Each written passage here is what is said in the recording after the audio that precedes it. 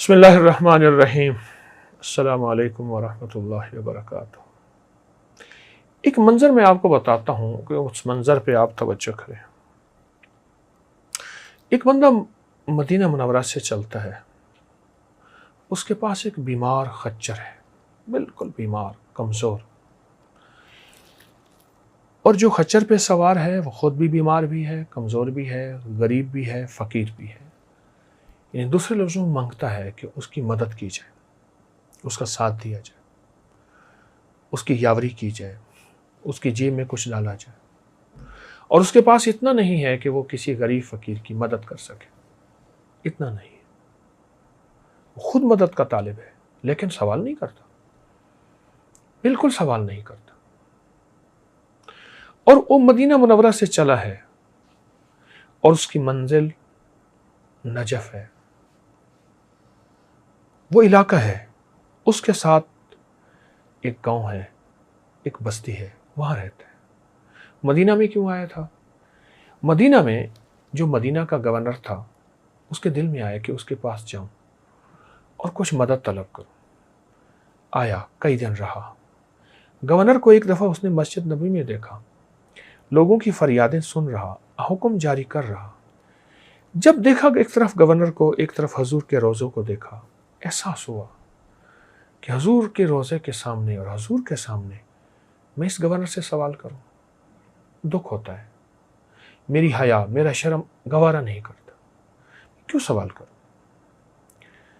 پھر جرأت ہوئی کہ میرے پاس کچھ نہیں ہے، فقر ہے، غربت ہے۔ یہ گورنر ہے اس لیے کہ غریبوں کی داد رسی کرے، غریبوں کی فریاد سنے، غریبوں کی مدد کرے، اور جو مدد کے طالب ہیں ان کے احساس کو اپنا احساس غم سمجھے۔ پھر ایک بار پھر موقع ملا، پھر حضور کا روضہ یاد آیا۔ اسی کشمکش میں اسے پورے 40 دن گزر گئے، اور پتہ نہیں کیسے اس نے پیٹ بھرا، اور اپنے خچر کا پیٹ کیسے بھرا، اور کتنے مہینوں کی مسافت کے بعد وہ پہنچا تھا۔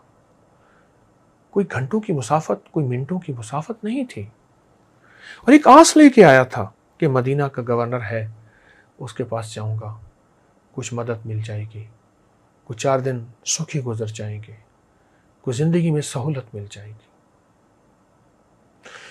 آخر مایوس ہو کے اب یہ مدینہ سے واپس آ رہا۔ یہ اس کا پس منظر جو میں نے عرض کیا، اس پردیسی کا، مختصر سا، ورنہ اس کے 40 دن پتہ نہیں کتنی تنگ دستی، کتنی تکلیف، کتنے مسائل میں گزرے ہوں گے۔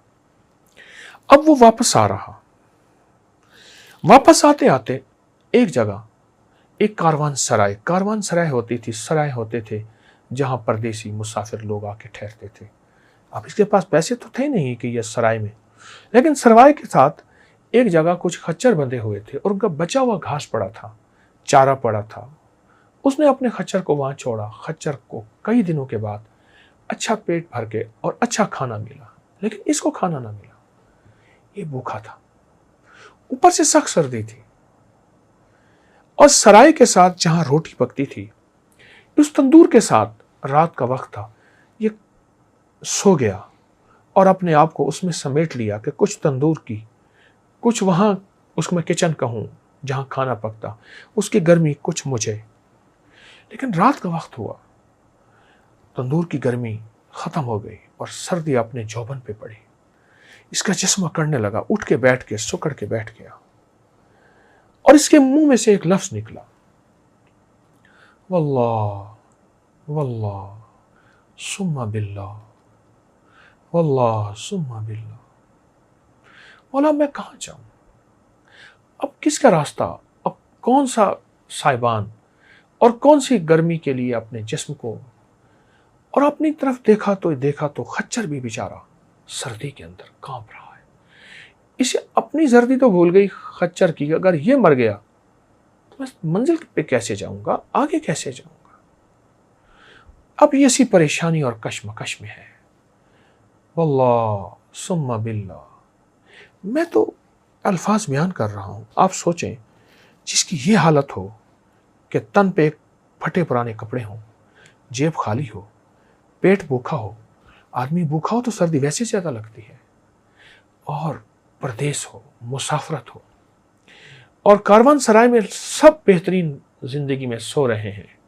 ان کی سواریوں کے اوپر بھی گرم کپڑے کہوں، چادریں کہوں، اور ایک وہ سواریاں بھی ایک چھت کے نیچے ہیں. اس کے پاس نہ سواری کی چھت ہے، اور اس کے پاس نہ اپنی چھت ہے، اس کے پاس نہ کھانا ہے، اس کے پاس نہ گرم کھانا یا مشروب ہے، اس کے پاس کچھ بھی نہیں ہے. سواری نے پھر بھی کچھ نہ کچھ کھا لیا ہے. اس کی حالت کیا ہوگی؟ اس کے حالات کیا ہوں گے؟ اور یہ کس قسمہ پرسی میں، کس تنگ دستی میں ہوگا؟ اور کس انداز سے اس نے واللہ ثم باللہ، اس نے کس انداز سے بیان کیا ہوگا، میں وہ نقشہ نہیں کھینچ سکتا. یاد رکھیے گا، الفاظ کا ترجمہ ہوتا ہے، جذبات کیفیات کا ترجمہ نہیں ہوتا. یہ میں بات پھر دہرا رہا ہوں، الفاظ کا ترجمہ ہوتا ہے، جذبات اور کیفیات کا ترجمہ نہیں ہوتا. اب اس نے پھر یہ بات کہی، اب درد کے ساتھ اس کی بات کہی، اور غم کے ساتھ اس نے یہ بات کہی. اس کو محسوس ہوا کہ میرا جسم گرم ہونا شروع ہو گیا ہے. اس نے دائیں بائیں دیکھی، کوئی گرم ہوا چلی ہے. اسے خیال ہوا کہ تندور میں سے گرم ہوا نکلی، تندور تو ٹھنڈا ہو چکا تھا. کہاں سے چیز ملی؟ اب اس کو کچھ احساس ہوا نا گرمائش کا، سکون کا، تو اس نے پھر وہ کیفیت کے ساتھ واللہ ثم باللہ کہنا شروع کر دیا. اللہ اکبر. بس یہ یوں کہتا تھا اور اس کے جسم میں طاقت آتی تھی، اور محسوس کیا ایسے جیسے میں کھانا کھا رہا ہوں اور میرا پیٹ آہستہ آہستہ بھر رہا ہے، جسم میں توانائی آ رہی ہے، تازگی آ رہی ہے، اور ایک قوت آ رہی ہے، اور سردی ہے پر سردی کا احساس مجھے کم ہو رہا ہے. اور اس نے اپنی نظروں سے جب اپنے خچر کو دیکھا تو اس کے اندر بھی کپ کپاہٹ کم ہو رہی ہے. وہ عین سردی کے اوپر ہے، کپ کپاہٹ کم ہو رہی ہے. اس نے محسوس کیا کہ اس لفظ کی کوئی تاثیر ہے، اور اس لفظ کو کوئی طاقت ملی ہے، اس لفظ کو کوئی قوت ملی ہے. اس نے پڑھنا شروع کیا. پڑھتے پڑھتے نا کچھ سکون ملا تو اس کو اونگ آ گئی. اس نے اونگ میں دیکھا، اس نے اونگ میں دیکھا کہ کچھ لوگ ہیں، ان میں آگے ایک شخص ہے، اور وہ اس کو تھپکی دیتے ہیں، کہتے ہیں یہ ہمارے گھر سے تمہیں یہ لفظ ملا تھا، اور اس کو پڑھتا رہے، اس کو نہ چھوڑ، اور یہی لفظ تجھے منزل پہ پہنچائے گا. اور مدینہ کے گورنر کے ساتھ تو نے اچھا کیا، سلام نہیں کیا، مجھے میرے حضور نے بھیجا ہے صلی اللہ علیہ وسلم. جا. ایک سائل آیا تھا، اور میرے حیا اور غیرت کی وجہ سے اس نے گورنر سے سوال نہیں کیا تھا. اس کو کہے یہ لفظ ہمارے گھر سے ملا ہے، اور میں اس کی خاص تاثیر اور اجازت دیتا ہوں، اور خاص توجہ دیتا ہوں. اس کو پڑھ، تجھے منزل ملے گی، تجھے رزق ملے گا، جو تجھے صحت ملے گی، تیری سواری کو صحت اور کھانا ملے گا، اور تجھے جا آج کے بعد تونگری مل گئی. اس کی آنکھ کھلی نا تو اس نے تازگی دیکھی. اب سوچنے لگا ہیں کون یہ؟ بہت ساری نورانی، روحانی اور نوری ہستیاں تھیں. ہیں کون؟ اب اس کیفیت میں تھا، لیکن اس نے پھر پڑھنا شروع کیا. پڑھتے پڑھتے اس ایسے محسوس ہوا بستر بچھ گئے ہیں، اور اس کو نیند آ گئی، اور محسوس ہوا کہ ایک بہترین نرم بستر، مخمل کا، ریشم کا، کیم خواب کا. سو گیا. بس سویا ہی تھا، وہ قافلہ پھر سامنے آیا. کہا ہمارا نام پوچھتا ہے. ہم سارے بقی کے رہنے والے ہیں، آل رسول ہیں، اصحاب رسول ہیں. اور پھر ایک ایک کا نام بتایا، اور جو نام بتا رہے تھے وہ امام حسن تھے رضی اللہ تعالی عنہ، سلام اللہ رضوان اللہ تعالی علیہ اجمعین. امام حسن تھے. فرمایا تجھے یاد ہے، تجھے یاد ہے کہ تیرا والد ایک دفعہ ہمارے پاس آیا تھا، اور ایک دم اس کا نقشہ کھینچا کہ اس کا والد ہے. امام حسن کی خدمت میں حاضر ہوا اور ان سے عرض کیا میرے حالات درست ہو جائیں. تو فرمایا امام حسن، اب خواب میں سارا نقشہ ہے، فرماتے ہیں تیرے حالات درست ہو جائیں گے، پر اللہ نے تیرے لیے خیر اسی میں رکھی ہے، تھوڑے مال اور دولت میں اللہ کے پاس چلا جا، وسعت تیرے بیٹے کے پاس ہے، اور پھر اس کی نسلوں کے پاس ہے، خوشحالی، وسعت. اور یاد رکھ تیرا بیٹا مدینے آئے گا، 40 دن یہاں گزارے گا، حضور کے حیا اور شرم کی وجہ سے، غیرت کی وجہ سے کسی سے سوال نہیں کرے گا۔ پھر اسے ایک لفظ عطا ہوگا غیب سے، وہ ہوگا واللہ ثم باللہ، وہ لفظ عطا ہوگا۔ اس لفظ کے بعد اس لفظ کو اس کی وجدان کی کیفیت میں عطا ہوگا، درد کی کیفیت میں عطا ہوگا، لیکن پہلے اس کی آزمائش لی جائے گی 40 دن، غربت سے، تنگ دستی سے، بیماریوں سے، دکھوں سے، نہ کھانا، نہ دوا، نہ پینا، نہ سکھ، نہ آرام، لیکن وہ ہمارے مدینے میں باوقار ہو کے رہے گا اور حرمت مصطفیٰ، عزت مصطفیٰ کا خیال رکھے گا، پاس کرے گا اور ان کا لحاظ رکھے گا۔ اس حرمت مصطفیٰ، عزت مصطفیٰ سے مصطفیٰ کا گھرانہ آئے گا اور اس کا ساتھ دے گا، کملی والے کا گھرانہ آئے گا صلی اللہ تعالی علیہ وسلم، اس کا ساتھ دے گا۔ اب یہ خواب میں سارا نقشہ والد کا دیکھ رہا ہے، اچانک والد کا نقشہ ختم ہوا، اس کی آنکھ کھلی، اچھا والد نے ایک دفعہ یہ بات بتائی تھی مجھے اور مجھے تو بھول گئی، یہ سارا نقشہ وہی دہرایا گیا ہے۔ اس نے صرف کملی والے اللہ کے نبی علیہ الصلوۃ والسلام، اس کے آل اصحاب اور اس کے آل کا حیا کیا تھا، بس حیا کیا تھا اور ان کا لحاظ کیا تھا۔ میں حضور کے روزے کے سامنے کسی اور سے سوال کروں، گورنر لوگوں کو اشرفیوں کی تھیلیاں دے رہا تھا، حکم جاری کر رہا تھا، اتنی دے دو اس کو، اتنی دے دو اس کی، اور پوری اس کی مملکت سے لوگ آئے ہوئے تھے اور وہ سب کی دادرسی کر رہا تھا، اور اس وہ گورنر تھا ہی دادرسی کے لیے، پر اس نے نہیں کیا۔ ان کو تھوڑا مال ملا، جو 100 شرفی 200 500 1000 ختم ہو گیا، پر اس نے اپنی نسلوں کے لیے تمنگری، مال، بخت، نعمت، چیزیں لے لی، اور وہ کس وجہ سے؟ صرف اللہ کے حبیب کا حیا کیا اور اللہ کے حبیب کی آل سے حیا کیا، بقی میں سامنے اصحاب سے حیا کیا، بقی میں سامنے، اور اس کی وجہ سے اللہ جل شانہ نے اس کے لیے وسعت برکت کے دروازے کیسے کھولے، اب سنیے۔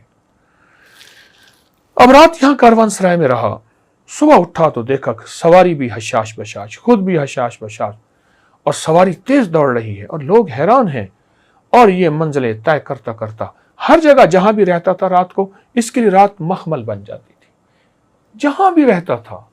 جب آیا تھا قسمہ پرسی کی رات تھی، جب آیا تھا تو غربت کی رات تھی، غربت کی بھی ہوتی ہے عجب صبح عجب شام، کرتا ہے سفر جب قافلہ راحت و آرام۔ آیا تھا حالات یہ تھے، اللہ آزما رہا تھا، یاد رکھیے گا میرا اللہ پاک بعض اوقات بندوں کو آزماتا ہے، کچے ہیں یا پکے ہیں، میرے ہیں یا غیر کے ہیں، مجھ سے نظر تو نہیں ہٹاتے، اللہ سے نظر نہیں ہٹی، اللہ کے حبیب سے نظر نہیں ہٹی۔ اب جہاں بھی رات گزر رہی ہے، دن ہے، طرح طرح کے میوے کھانے کو مل رہے ہیں، لوگ خود بخود لا رہے ہیں، سلا رہے ہیں اور اس کو بستر دے رہے ہیں، ہر بندہ اس کو استقبال کر رہا ہے ایسے جیسے جانتا ہو، اور یہ ہر بندہ اس کا دوست ہو یا اس کا اپنا ہو یا اس کا بھائی ہو۔ حیران، پر کبھی کبھی بیٹھ کے نا سوچتا تھا یہ میرے نصیب کیسے کھلے۔ آواز اندر سے آتی تھی، ہمارا نام لے، اور اس درد سے لینا، خیال کرنا بغیر درد کے ہم اس نام کی تاثیر نہیں دیں گے، بغیر یقین کے ہم اس نام کی تاثیر نہیں دیں گے۔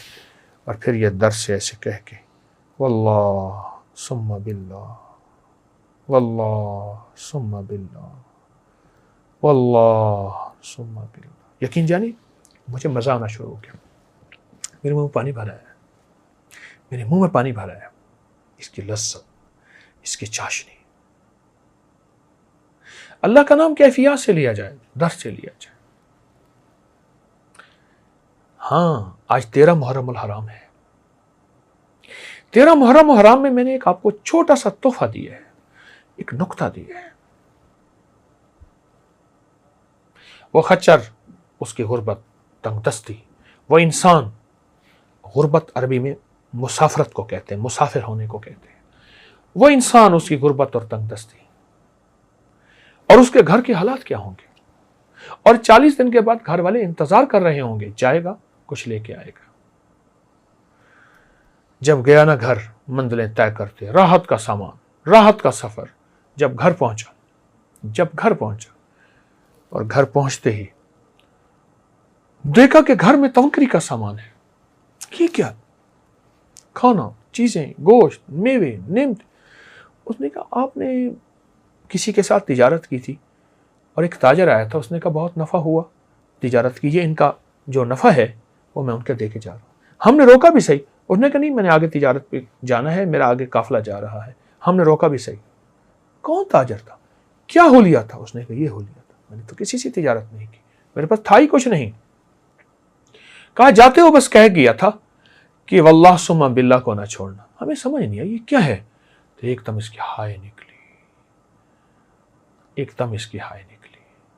من کان للہ کان اللہ لہ, جو اللہ کا ہو جاتا ہے اللہ اس کا ہو جاتا ہے. امام حسن بن علی وہ تشریف لائے اور فرمائی یہ تجھے ہمارے گھر سے ملا ہے اور وہ تجھے نے ہمارا حیا کیا ہے, تو نے ہمارا لحاظ کیا ہے, تو نے ہمارا شرم اور ہمارا ادب کیا ہے, اس کی وجہ سے تجھے ملا. او گھر میں پھر دولت اور وسعت اور برکت کے جو خزانے لٹے اور ملے. کہا کہ پھر اس گھر میں ہر وقت ایک صدا آتی تھی, واللہ ثم باللہ. گھر کا بچہ بچہ یہی لفظ کہتا تھا, گھر کا بچہ بچہ یہی بول کہتا تھا, گھر کا بچہ بچہ اسی الفاظ کے اندر ڈوب جاتا تھا, ان لفظوں کے اندر ڈوب جاتا تھا. ہاں, نبی علیہ الصلوۃ والسلام کا حیا, ان کے ساتھ ادب شرم, اور ان کی اعلیٰ صاحب کے ساتھ, آل رسول کے ساتھ, اصحاب رسول, اللہ اس کا صلہ دیتا ہے. رب کسی کی محنت کو ضائع نہیں کرتا, رب اس کا صلہ دیتا ہے اور دیتا ہے, اور دیتا بھی اپنے غیب کے خزانے سے, اور دیتا بھی ایسا ہے کہ اللہ دولتوں اور عزتوں کے دروازے کھول کے دکھا دیتا ہے, دولتوں اور عزتوں کے دروازے کھول کے دکھا دیتا ہے. اس راستے کو اپنا لے, اس منزل کو لے لے, یہ راہیں سچی ہیں اور انشاءاللہ کامیاب ہوں گے, دنیا میں آخرت بھی, رزق بھی, لذت بھی, صحت بھی ملے گی. یہ بہت بڑا واقعہ ہے اور اس کے اندر بہت بڑا راز ہے. واللہ ثم باللہ. جزاک اللہ. السلام علیکم ورحمۃ اللہ.